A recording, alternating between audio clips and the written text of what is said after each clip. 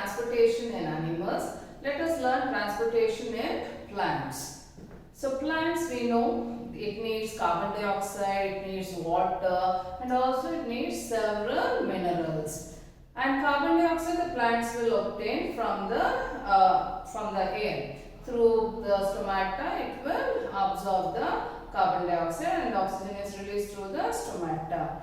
And water and the nutrients, water and other minerals it requires for various functions to synthesize food and to maintain itself. It needs many nutrients. One such nutrients the plant requires nitrogen. Nitrogen is necessary for the plants to prepare amino acid. Amino acid which later on becomes the protein. So amino acid for manufacturing amino acid the plants need nitrogen. As we know, nitrogen cannot be obtained from the atmosphere. It has to be in the form of nitrates. So where these nitrates are present? The nitrates are present in the soil. So in case of higher plants, when we talk about plants, we know there are plants which are lower plants means that which does not have the tissue, well developed tissue such as the algae, right? And the higher plants such as the angiosperm. So when we talk about these plants, there is variation in their body structure. Algae do not have any body structure, like it is just a flattened structure. It doesn't have a stem or a root or leaf, right? But when we talk about higher plants, there are plants which will grow to very it will grow to a very larger heights, right? So these plants need water. So water and nutrients are present in the soil, and how they have to take that water, it has to be sent to the leaves. Okay, so let us learn how they transport the materials, that is the nutrients and water in case of higher plants. In case of lower plants such as algae, their body is in contact with the water and it is aquatic. Algae is aquatic. So by simple process diffusion, the water and mineral salts will be absorbed by the plants. That is in case of algae. But in case of higher plants which will grow to very larger size, they need a proper transport system. We have learned that in case of plants, we have learned about xylem and phloem.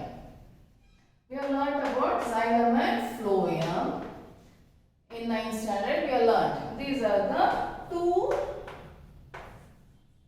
conducting tissue.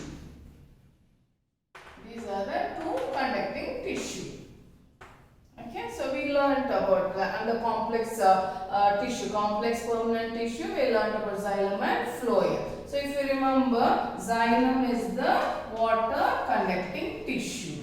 This tissue is not present in lower plants such as the plants which were included under algae and also the bryophytes. We don't see the xylem and phloem. And what is xylem? Xylem is a water conducting tissue. It is a water conducting tissue. And phloem is the food conducting tissue. It is the food conducting tissue.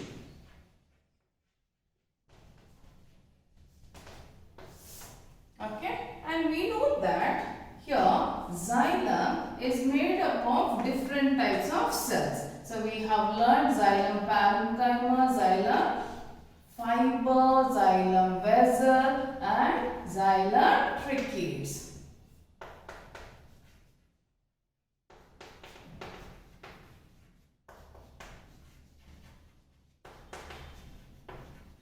Xylem trichids and xylem vessels.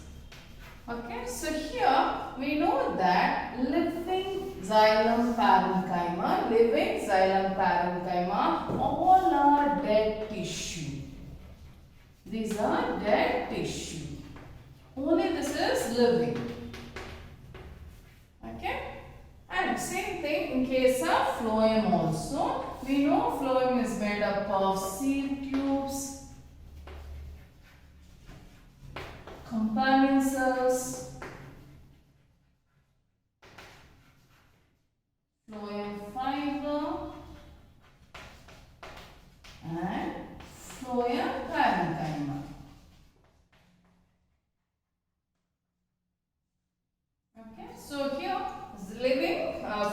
fiber, all the others are living cells. Only phloem fiber is a dead tissue. So this is what in case of plants we see both living tissue as well as dead tissue. So most of the parts we see the dead tissue. So here in case of plant, they need a transport system which can be slower. They don't need a very speedy transport system because most of the cells in plant tissue it is dead. So it needs a slower transport system. So which are the transport system the plants have? One is the xylem, the other one is phloem. Xylem is the water conducting tissue and phloem is the food conducting tissue. And we also have learned that conduction of water. Conduction of water is always unidirectional. Okay, xylem, the water conduction is unidirectional. The flow of water is only in one single direction. Okay, flow of water is only in single direction. How it is in single direction? You know that from the root water is transported to the place where it is required. So it is required by the leaf. So it is only in one direction. Okay. Whereas in case of phloem, the phloem it is bidirectional. So phloem is a food conducting tissue. So it is a bidirectional. That is from the place where it is prepared, the food is either sent to the storage structures such as root or the flower or the fruit or the seed. Okay. So it can be both the direction. Okay. So it is bidirectional. The conduction of food in phloem is bidirectional and the conduction of water in xylem is unidirectional. So let us see how the water is transported. Imagine the big trees like the coconut trees, the oak, everything. They are so tall plants. So how the water is sent? How the water is sent from the soil to the leaf in the the topmost region. So that is what we are going to learn now. Okay. So xylem, movement of water in xylem or through xylem. Movement of water through xylem. So here for the movement of water, it needs three types of pressure. One is root pressure, the other one is the suction force. The suction force created by transpiration process. Then there is something called cohesion force and adhesion force. Okay. So because of these forces, the water is transported from the soil through the root to the leaves. Okay. So let us see how it takes place. So now, for example, let us imagine a tree. So this is a tree and this is the root.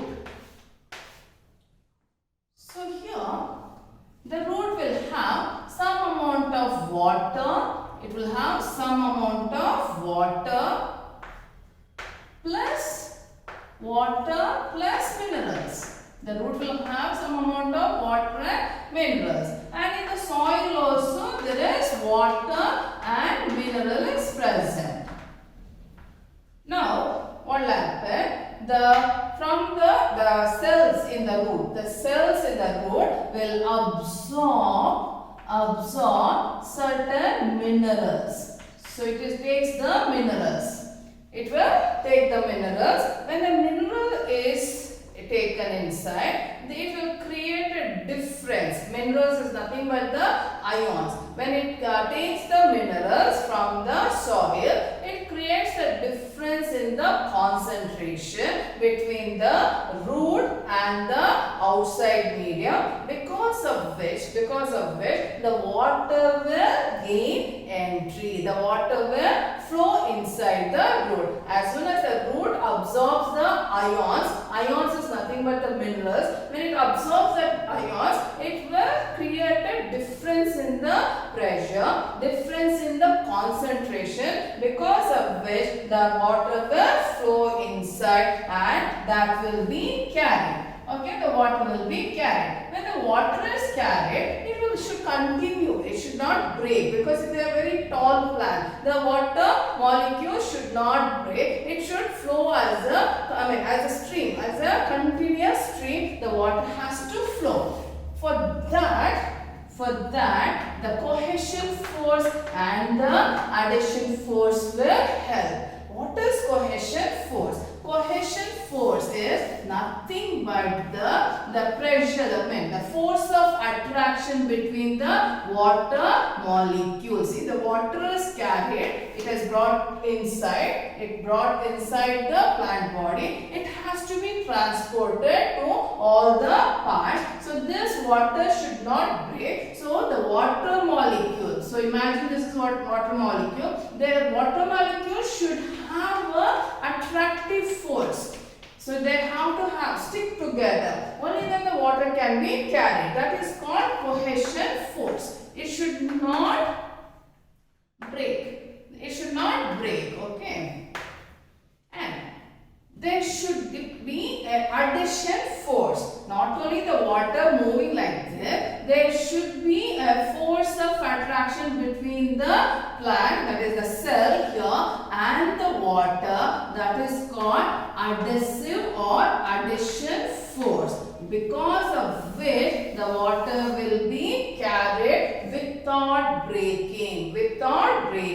So now you understood what is root pressure and what is cohesive force and what is adhesion force. Because of these things, mainly the root pressure will help the water to enter inside the plant body.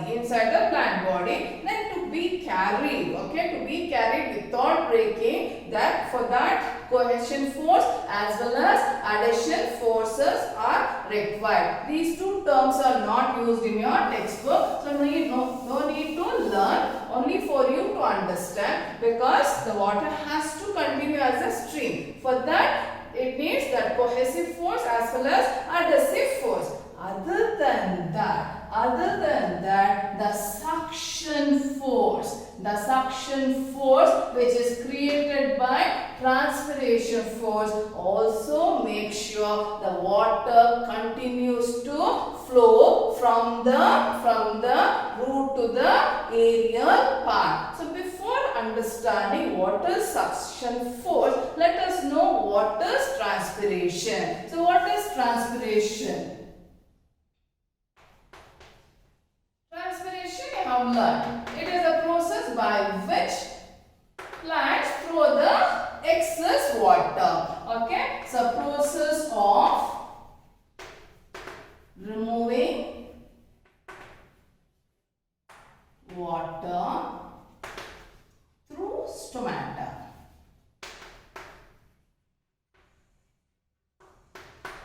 Let us mention the excess water. Process of removing excess water through stomata is called transpiration. Okay, so now let us imagine our plant, that is the entire plant body will be made up of cells. It will be made up of cells. All these are made up of cells. So I am just showing how it creates. How we actually call it ascent of cell. Okay, the movement of water through xylem is referred as ascent of cell. Okay, so how it is created? Through transpiration. So transpiration is loss of water through leaves, that is through stomata. So when the water is lost, imagine the water is lost from there. So when the water is lost, okay, it will create a vacuum. Okay, because of that vacuum, the water gets pulled up. See this here, in this cell, the water has been thrown out. So it has created a vacuum, because of which the water from this cell will flow here to that cell which has lost it. As soon as the water is shifted to this cell, here a vacuum is created. As a vacuum is created here, the water which is present in this cell will move inside this. Likewise, the water keeps moving from one cell to another. Thereby, there is a continuous flow of water. So, transpiration creates a suction pressure. It is like you are drinking water using straw, right? So, it is against the gravitational force. Okay, so the flow of water from the soil or from the root to aerial part, it is against the gravitational force. So we know that, right? So when you are taking or you are sipping the water, sipping the juice through a straw, okay, what we are doing? We are sucking, right? When you are sucking that, the water enters. It creates a suction pressure. It creates a suction pressure, because of which water continuously flows. Okay, so root pressure and the suction pressure or the suction force created by transpiration makes sure the water flows continuously through the xylem. So which are the two pressures? One is root pressure, other one is suction pressure. Suction pressure created by transpiration. Okay, so I hope you have understood this. Suction pressure is during the daytime, because we know during daytime the transpiration process is more, right? Okay, so suction pressure plays an important role during the daytime. That's when the continuous flow of water takes place.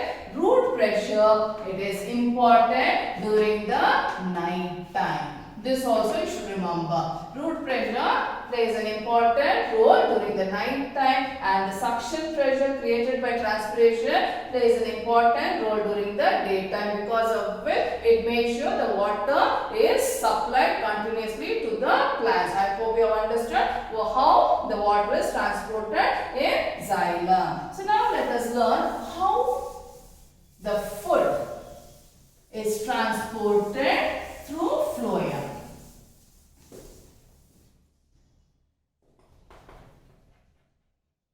So transportation of food through phloem. So what is phloem? Phloem is the food conducting tissue. So we have learned that phloem consists of sieve tube. You know that it is made up of sieve tube, if at all you remember. So it will be elongated cells like this. And here the sieve plates will be present. Okay, so this is the sieve plate here. So sieve plate, this is the sieve tube. Sieve tube.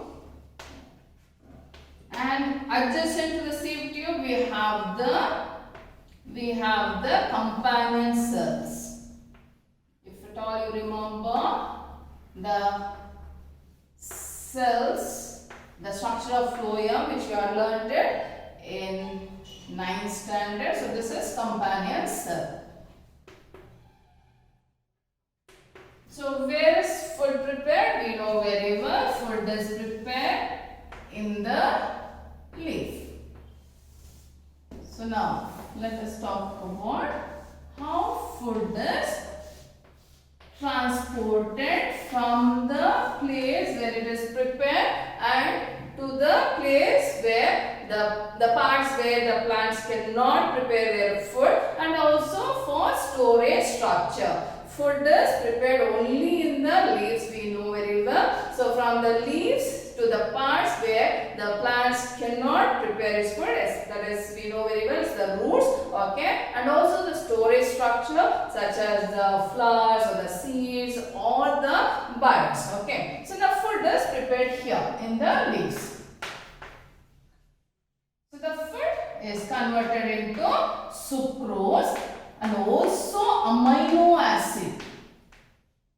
Sucrose and the amino acid should be transported. Imagine it has to be sent to this part. Imagine this is the root part, it has to send. So the sucrose and the amino acid which is prepared in the leaf, sucrose plus amino acid which is prepared in the leaf, it will be sent to the phloem which is nearby. The phloem which is nearby, it will send the sucrose and amino acid to the phloem. So this is phloem.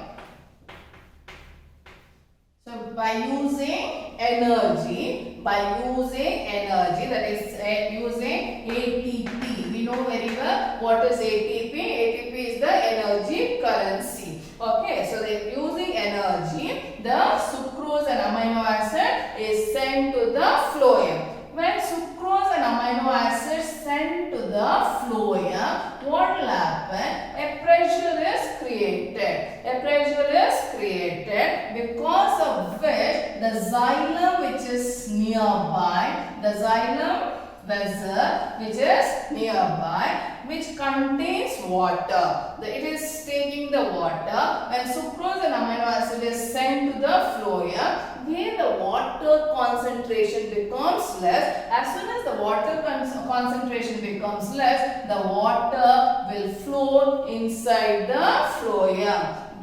Due to osmosis, the osmotic pressure, there is change in the osmotic pressure, because of which the water will gain entry into the phloem, because here sucrose and amino acid concentration became more high, okay, and the water concentration became less. So because of which the water which is present in the xylem, which is very close to the phloem, will flow inside the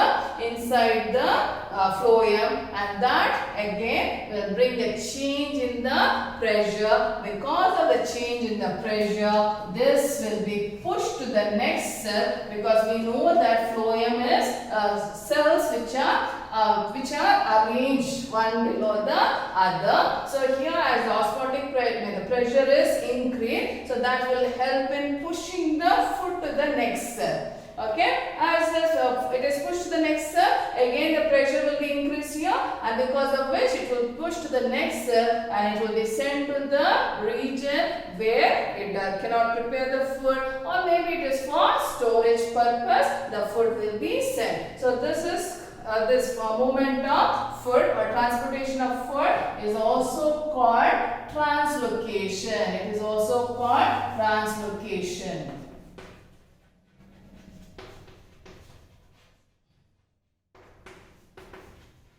Okay, that's how in case of plants we see the movement of water and food. Okay, in case of water, it is due to root pressure as well as the suction pressure created by transpiration. The water is moved through the vessels and tracheae. There is xylem vessels and xylem tracheae which are present in the root, stem and the leaf. Okay, so because of the root pressure and the suction pressure, there will be a continuous supply of water for the plants. In case of food, the food is transported through the phloem tissue from the leaf to the storage part, as well as for the parts which cannot prepare the food, like the roots. Okay, so the plant will here, in case of food that is translocation of food, it uses energy, it needs energy. So it will send the food that is prepared by the leaves, that is sucrose plus amino acid, it will be pushed into the phloem. When it is pushed into the phloem, if there is change in the pressure, or if there will be a change in the concentration, that is water will become less in the phloem, because of which the phloem from the xylem which is adjacent will move inside the phloem. Again, that will create a change in the osmotic pressure, and that will help in pushing the food through the phloem cell. So this is how the transportation of food and water takes place. I hope you have understood. If at all you have any doubt, you can just send me or ask me. I will answer or I will clarify your doubts. Okay. Thank you.